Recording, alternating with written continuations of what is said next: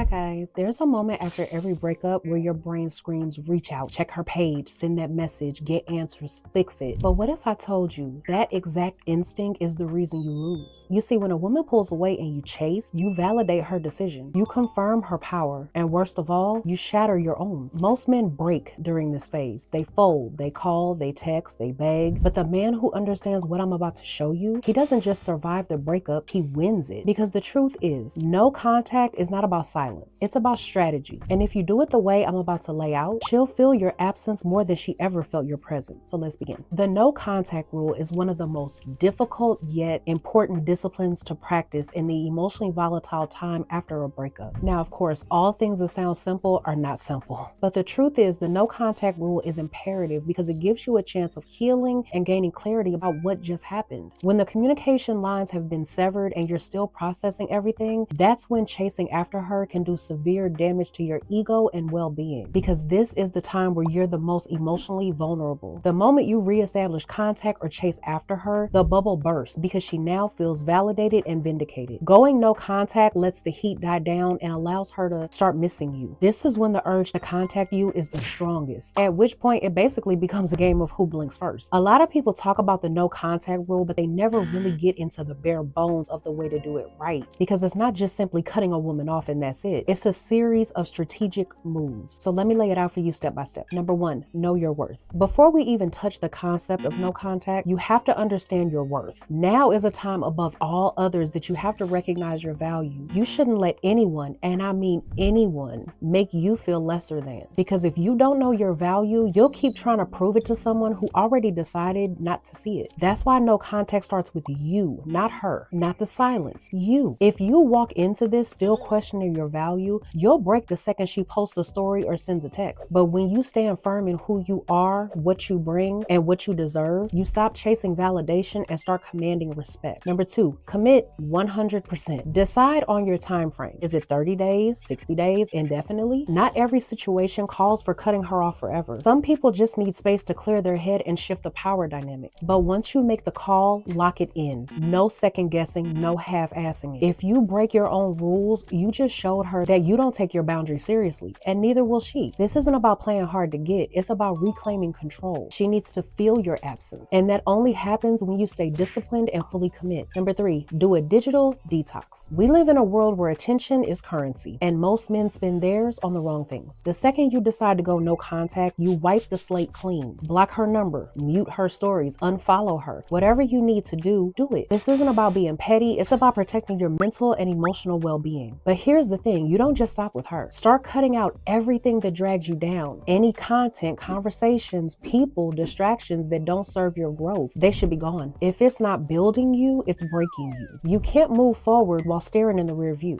Your phone is either a weapon or a weakness. You need to make it your weapon. Number four, lock down your space. Do not go walking into the lion's den. Meaning, if you know she hits the same coffee shop, gym, or bar, remove that place from your map, at least for now. Healing isn't just emotional, it's also environmental. Familiar spaces trigger familiar feelings. Find new spaces that raise your mood. Go to places where your energy can grow and expand, not where it's getting pulled back into chaos. Don't just protect your peace. Guard it like it's your last line of defense. Number five, avoid monk mode. You'll hear people say cut everyone off, go full monk mode. And while solitude does have power, isolation has a price. Us humans were not built to live inside our heads 24/7. One of my favorite phrases sums this up perfectly. An idle mind is the devil's workshop. You need balance. Reflect. Yes, you should definitely reflect, but don't get trapped in your own thoughts. That's where delusion grows. Get around strong-minded people, people who challenge you, sharpen you, call you out, people who won't let you drown in your own self-doubt and thoughts. Silence can heal, but it could also be poison if you sit in it for too long. You need movement, insight, brotherhood. Keep your circle tight, but keep it active. Number six, harness mental fortitude. Weak moments will hit you. There's no getting around that. You'll have the urge to check out her profile, to send that text, to break your silence just to feel something. That's the test, and most men fail it, but you're not most men. Every time you hold the line, you take your power back. Every second you waste on her is a second you rob from your own potential. So use that energy. Go live, learn a skill, launch something, turn pain into pressure and pressure into progress. And here's what I want you to know. You're not the only one feeling the silence. The extinction burst phenomenon in psychology explains that when a regular stimulus is is suddenly cut off, it triggers a psychological spike, an intense surge of effort to get it back. It's like going through withdrawal, and she will experience it because the longer she goes without your attention, the more she starts craving it. That silence becomes loud. Your absence becomes magnetic. And just when she thought she moved on, you're suddenly the only thing on her mind. But if you break no contact too soon, you kill the tension. You hand her power back, and everything you've built disappears in seconds. Number 7, analyze the aftermath. Once the silence has done its work, take a cold, honest look about where you stand. Do you feel clearer, stronger, more grounded? Good, that's growth. And maybe you start to realize she wasn't worth all the time you spent on her. If so, burn that bridge and don't look back. But if you still see potential, don't walk back into it empty-handed. Go in with clarity, standards, and a plan. A reset without accountability is just a cycle. If you go back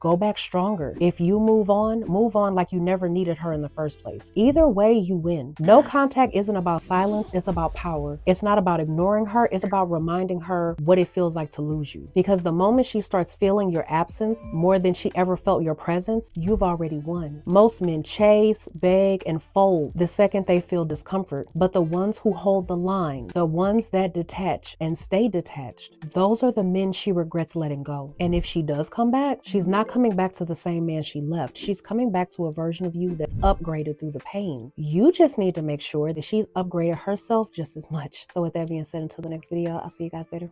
Bye.